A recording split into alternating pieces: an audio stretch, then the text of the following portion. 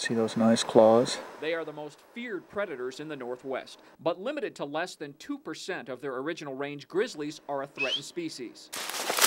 Now the search is on to find them and number them. So the crews act as one huge wave going across the entire study area, pulling bear hair and setting up sites. The study area covers 8 million acres, roughly the size of Maryland and Delaware combined.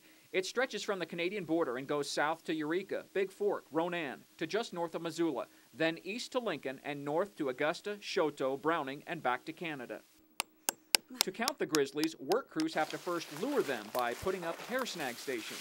We've got 100 feet of wire, so just trees that are close enough that our wire will cover it, and just level ground. The barbed wire is stretched tight, 50 centimeters off the ground. Wood is gathered and stacked inside the enclosure as a 3-foot tall lure pile. Rotten wood is good because it absorbs the scent and makes it stay there. As with the younger wood, it would just run off, so this is really good wood. The ground is leveled so the bear won't have an easy entrance or exit from the site. Then the bait, a putrid, rancid mixture, is opened and applied. It's really stinky. It's made out of cow blood and fish blood. Signs go up warning backcountry hikers of the study site, and now the rest is up to the grizzlies. Bears will either have to go under or over this wire to get to that smell, and they're going to want to investigate that a lot closer. And so in doing so, they're going to leave hair in these barbed wire prongs, and we're going to come back and collect them in 2 weeks.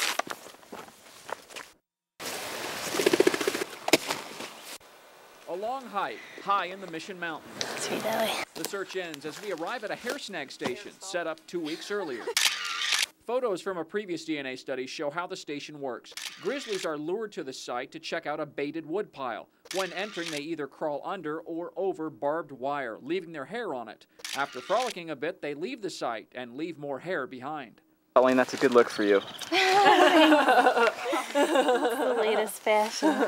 Our crew fights off a throng of mosquitoes to gather the grizzly hair, one hair at a time. When we find a hair sample, I write down on the small envelopes what barb it was on and about how many hairs are on that barb. Whenever she starts putting envelopes on the barb, I'll get my hemostats out and start collecting the hair in the envelopes. What I was doing was helping Michelle collect hair, and then I would go around and pull the staples out of the trees, out of the barbed wire. After the hair is gathered, the contaminants are burned off.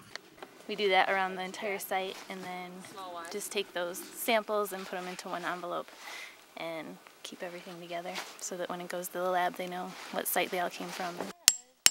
The staples come out and barbed wire comes down. The lure pile broken up. The trail comes up and then And the it crew, going this just way. 4 of 200 strong, covering the 8 million acre study area, heads out to a new site. And these sites were chosen remotely for these backcountry areas, and these guys are really working hard, busting their butts to get there, and it would not be a success without them.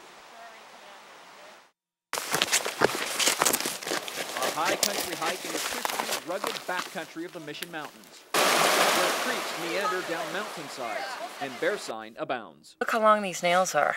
Vicki Edwards oversees the southernmost part of the study area, and Vicki knows her bears. It's a pretty good track, and this could possibly be a grizz track right here. Definitely. Further down the trail, Looks like one there. we come across one of the project's over 5,000 rub trees. And if you touch, you know, on each side of it, you'll see how this is smooth, and then we've got nice rough bark back here. This is something that a bear hits just by passing by and decides to rub on the tree or bite on it.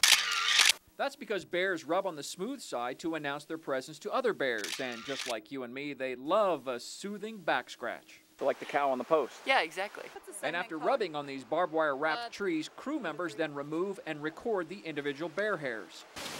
Ooh, that's good there. See how black it is? When the hair is gathered, the contaminants are burned off the barbs, and it's off to the next site. Pull the hair from these as many times as possible so we don't end up with multiple individuals per barb, and it makes it easier for the DNA analysis.